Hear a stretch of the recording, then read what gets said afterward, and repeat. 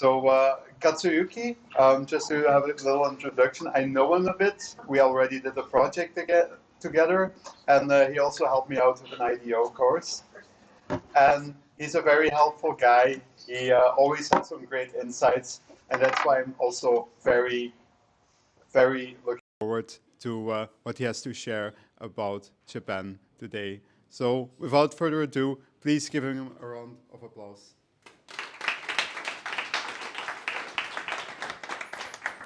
It's a bit weird to keep the mic like this, but I'll manage. Hi, I'm Katsu.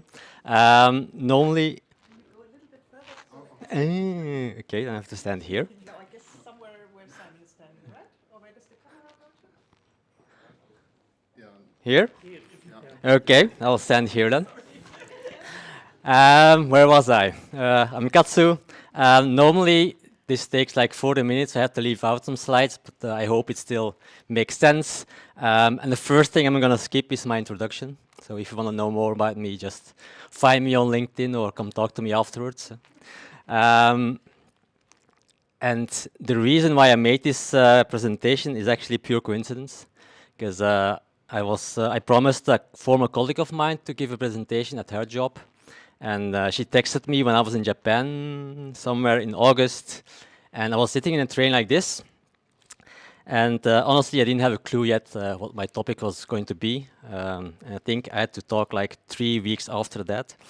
But luckily I was in a train, I was looking at the information displays, like the ones here, and it would show stuff like this, right? Nothing really spectacular. It would show you the upcoming stations, how long it takes to the next station, and so on. It's something you see here in Belgium also, I think. In the Brussels Metro, I think you have something like this similar. But there are some things, I think, that you can only see in Japan, which is this screen here. So before you arrive at a station, it would show you a map. I'm standing at the wrong place again. It would show you a map of the station where you are arriving, indicate where you are in the metro, and then also show you where the exits are, which exits you would have to take a certain transfer method, and so on. I kind of did some research on this and see if I would find something like this similar elsewhere, and I didn't find it. So if anyone has seen something similar, please let me know. Anyone? No? And they also make this kind of info available through APIs. So if you would Google a route from here to somewhere, it would also indicate in which car you would have to sit, ideally to be closest to the exit at the station where you would arrive. Also for this, I did a check online and checked the metros in London and New York and all major cities, but I wasn't able to trigger this kind of information. So I would think that also Japan is the only country that actually makes this kind of info available for people to see. All right. Dag Barora. And funny fact, by the way, this here is not a real animation. It's actually made by a fanboy or fangirl who made all of this in PowerPoint and then uploaded it to YouTube.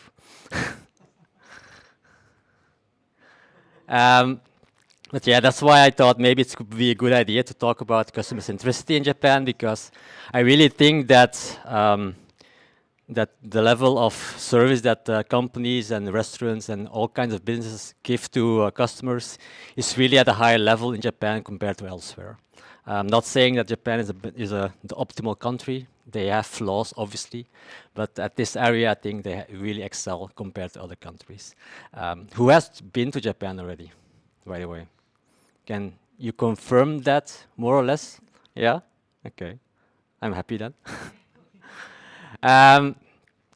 So I'm going to talk about 3 things today. For those who haven't been to Japan, it's maybe difficult to understand what I'm actually talking about, so I'll give you a few more examples from different domains. Then we'll get into why I think those companies do this. It's a personal opinion because I have a Japanese name and I look Japanese, but I've been living in Belgium my entire life, so it's still an external point of view. So if I'm wrong, again, please let me know. And then thirdly, we're going to look at Japan Railways and see how they implement some of the things and do differently compared to here in Belgium, for instance. Okay? Good.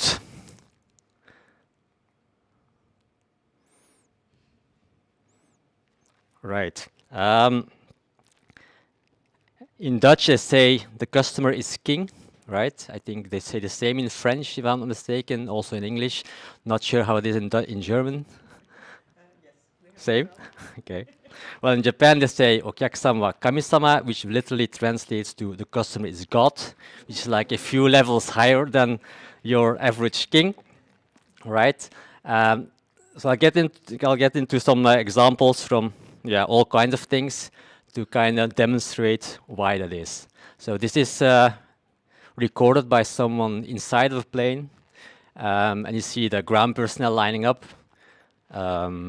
waving goodbye to wish the people a good flight. Yeah, to show their respect and to thank the people to use the airline and the airport, right?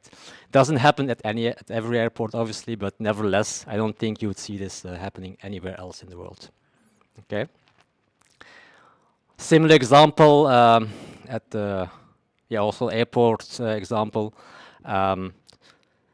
This also isn't for every airline, but some airlines have hostesses who rotate the suitcases for the customers to make it easier to pick up the luggage. Again, don't think you would see this anywhere else in the world. Completely different example here. This is not like a high-end moving company. It's just your average moving company, and they would put all these protective material on the walls.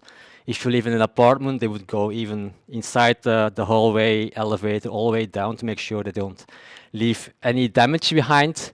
Again, if I compare this to the moving company that I used, it was actually good for Belgian standards, but it's completely different compared like this, obviously.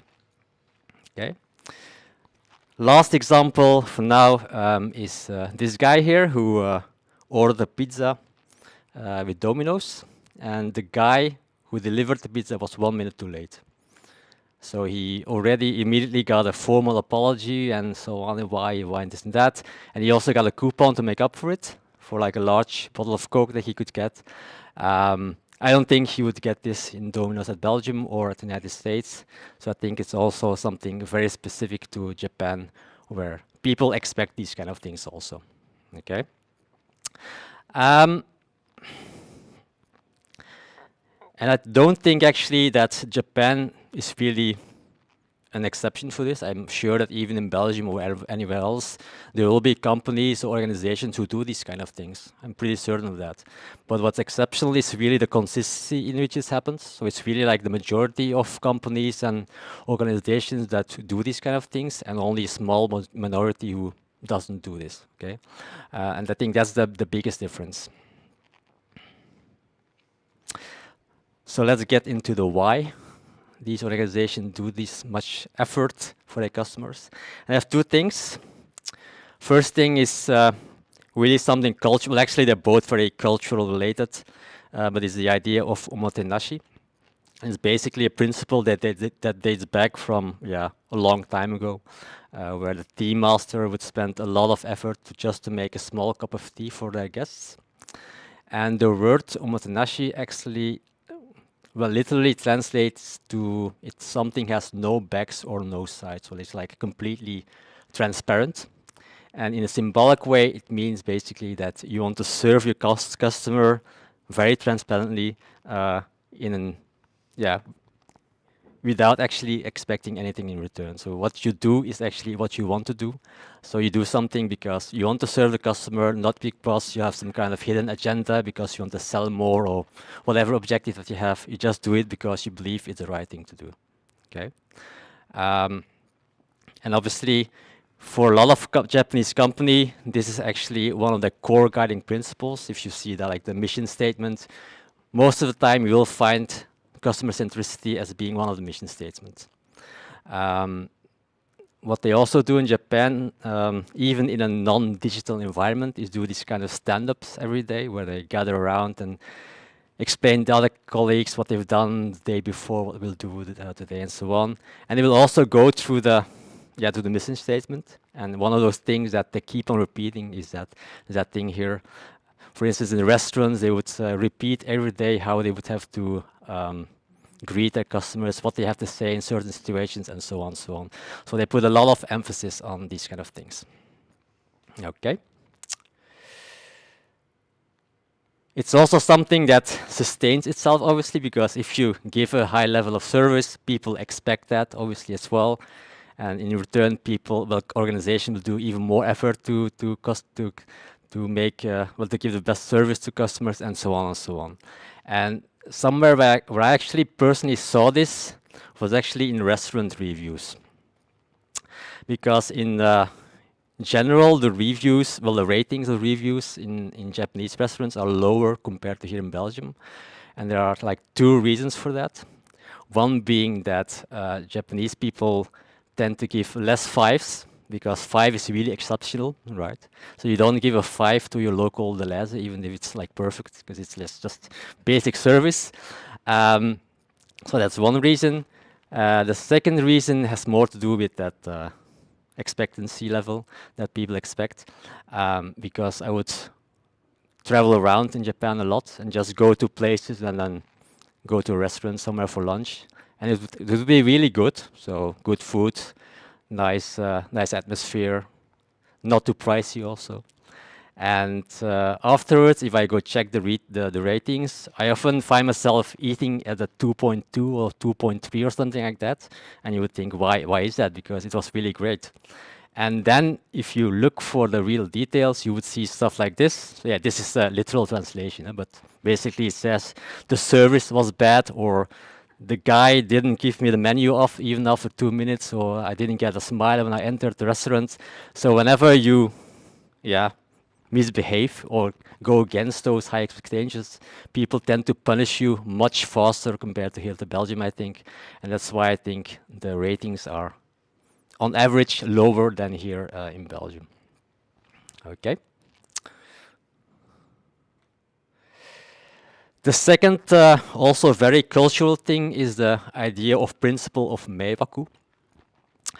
There's not really a literal translation for it, but basically it means that whatever you do not want to cause any burden or meiwaku to others, especially to people outside of your personal area. So your mom, your dad, that's still okay. But people who are like a bit further of your personal, how do you say that, even your closest people, then you don't want to cause them any harm. And I heard that a lot when I was a kid. No, my mom saying, don't do this because it's meiwaku, don't do that. And it's a bit harsh maybe, but she was saying that not because I was doing dangerous things, but especially because of the consequences if something would go wrong. I would cause harm or burden to someone else that she doesn't know. And it's more about that than actually it's not that bad, but the idea still remains that it's very important not to cause trouble to other people. And I heard actually when I walk around in the city, even today, so it's not something of 40 years ago, it's still even today, you hear that all the time, parents saying that to their kids, don't do this, don't do that, don't that, because it's meiwaku. That's why also in Japan, mouth masks during COVID were never an issue, because it perfectly matches the idea of not causing meiwaku to other people. This is actually a poster from 1920 somewhere, when there was also a big pandemic, the Spanish flu, if I'm not mistaken, where they also say, if you're sick, wear a mouth mask, right? So in a business context, it only emphasizes that first idea. Obviously, if you want to serve your customers right, you obviously, in any case, never ever want to cause any trouble to people as a customer, okay?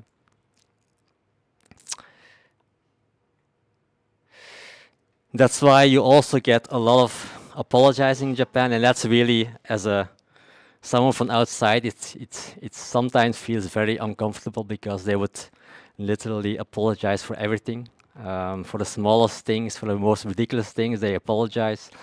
For instance, if I would go to a supermarket and they would ask me for the equivalent of the laser card, and I would say I don't have that. Obviously, they would apologize for it. Well, I don't know why, but they would apologize for it. So it happens a lot that, yeah, they apologize. Okay. Then we'll get to the cases, and I'll show you a few more examples of everything I told you about it. And the reason why I picked Japan Railways is probably the service that I used the most while I was there. So we travel around a lot. So I could have picked like hundreds of examples actually, but I picked like, I think 4 or 5 just to showcase you a bit. Okay.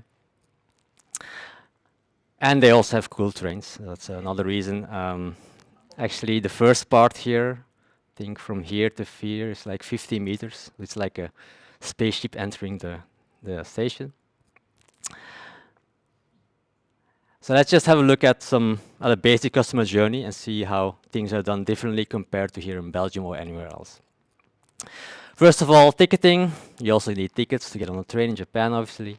And the way to do that is they have this Suica card, it's called. It's basically like a mobile card here in Belgium, but much more powerful. It's more like a payment system, like a bank contact, your regular payment card, debit card.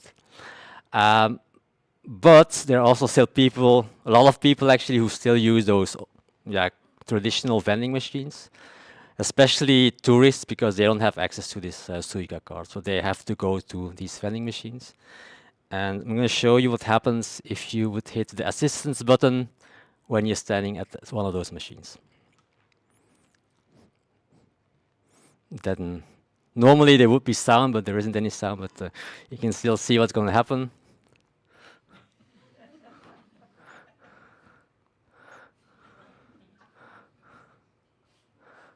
All right, so you would really get personal assistance, right? And this is not just like one-time shot somewhere in one station. It happens a lot in many large stations where the tickets booths are close to the office where those station personnel is sitting. You really get someone who will get out and help you with whatever help you need. Not sure if it's cost efficient, but it happens. Yeah. Once you get to the platform, I think you've all seen images like these, so it can get very, very, very crowded, especially during rush hour in the big cities. You've probably seen these guys as well. But if all these, because it's really packed, it's not like here in Belgium, it's really, really packed. It's full of people. So if, like here in Belgium, if you would have to move 10 meters to the left to get to the door of the trains, and all these people have to do this, it might get really dangerous. So that's why they have these kind of queuing signalizations on the floor, where they actually show where you have to stand to queue, and where people have, where you have to leave space for people to exit the train.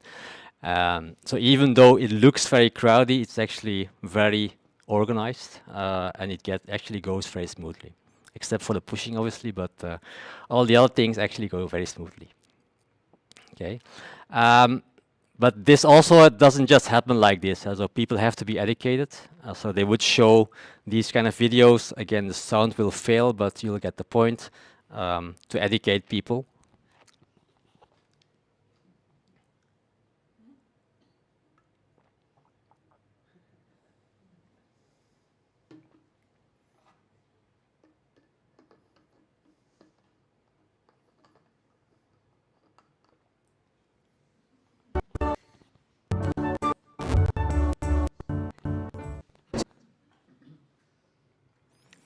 And they would also, well, they would put effort into, giving educational material to schools to teach younger kids also from a young age how to behave on the platforms and how to behave on a train or a bus or whatever. Then a second thing on the platform that they've done, because you can imagine with all those people, it can be a very stressful environment with a lot of noise and beeping and God knows what else. So in the 1980s, they thought about doing something about this, and they went for research, and they went to the other big cities in Paris and London and New York, and they only found the exact same problem: a lot of noise, a lot of noise, a lot of sounds, whatever. So that's why they came up with an own solution, and it's a bit of pity that I can make, I can't, play this. But basically what they've done is made these kind of cheerful melodies for every station. So whenever you would arrive in one of those, you see this is actually the Monotta line. Every station has its own jingle that they have, and every time you arrive at the station, you would hear that jingle, right? So it would like kind of break the noise and the stress for like 10 seconds, and it really helps because. I actually had one of those things as my ringtone before I had my iPhone. And the guy who composed these melodies actually gave even concerts to show the popularity of these songs. Right, so yeah, it's a bit pity I can bit, yeah? Yeah, so. And they also do this for safety reasons because I kind of looked at this here in Belgium.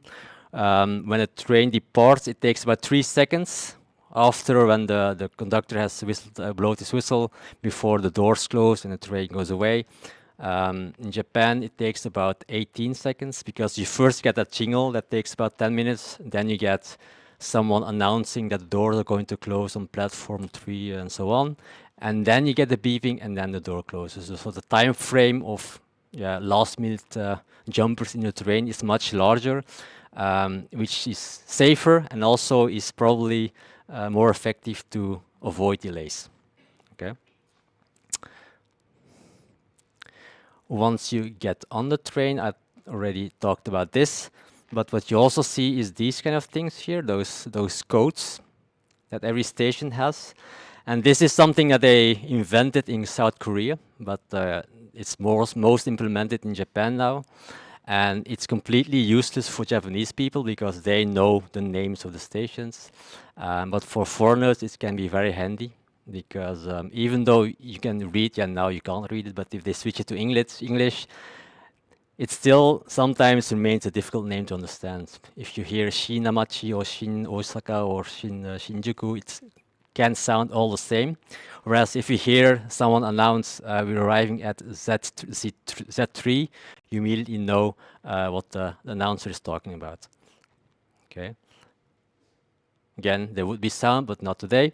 And also on the platform, even if you don't understand all those names here, if you want to go to U15, you immediately know that you're on the wrong platform, right? You can visually see right away that you probably should be on the other side.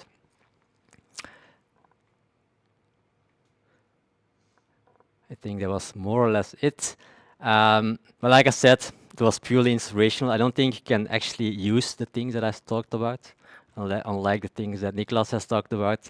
But I think there are 3 things that you can hopefully you will remember. And obviously is to have the right mindset, to think about the customer, but I don't have to explain you this with the audience that's here today. But the second thing is, think about details, because a lot of the things that I've talked about and I've seen also, it's really improving small things and making those things exceptional. And if you have a lot of those, it can make a huge impact as well. And the last thing here is just because you have something right now, it can be better. Probably maybe in Japan they're already doing it in some way. So go beyond, think big, and it can always be better, I think. So that was it. Thank you very much.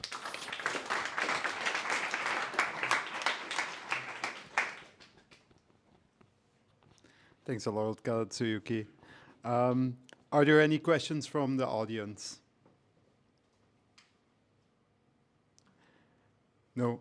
In any case, maybe one more question. Like when you came back, actually after all of these perspectives, you already mentioned maybe that it maybe wasn't that practical. But are there some things that you look at differently after coming back? Things that you approach differently, or anyway? You mean work-wise or? Yeah, maybe work-wise. Yeah. Not really, to be honest. Could It's be. a more confrontational, I think, that if you come back here, you can really see, you can really feel a difference in service that that companies here give. I think that's the biggest difference that you will see. People have been to Japan, they probably have noticed as well. You can see that they treat you differently. It's sometimes it's even too much, I have the impression, if you're not used to it. But it's something that you notice right away. But I get used to it after a few weeks when I get back. But Okay. first few weeks, it's different. Yeah. Quite interesting. Yeah. All right. Then I want to thank you a lot. No problem. Yeah, I'm gonna search for another badge, so we have it here. But thanks for speaking, and with that, we have wrapped up for today. So we hope you enjoyed it. We hope you stay around for a couple more beers, and also don't forget we will be back to you next month at I/O. So thank you for coming, and have a nice evening.